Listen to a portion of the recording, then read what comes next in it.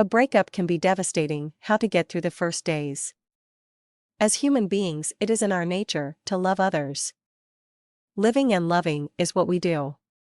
Some of us are very free with our feelings and share them quickly.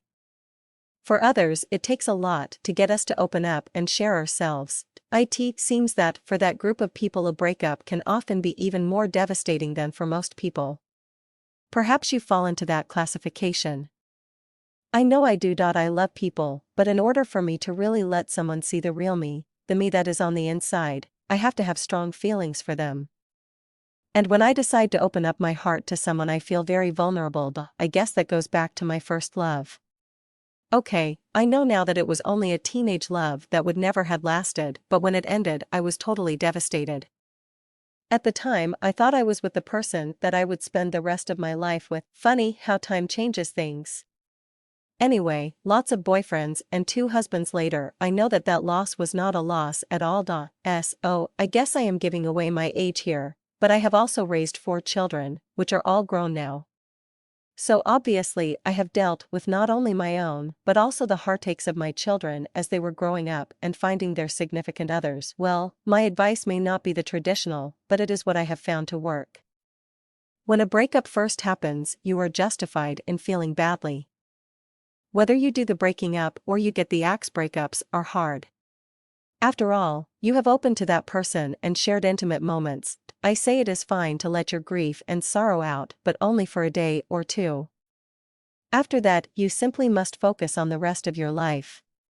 For one thing, you can be grateful that you are feeling sad about a breakup and not a death. You see, with a breakup there is always the possibility of a make-up. I am not saying that every relationship should be saved, but almost every one could be saved if approached correctly.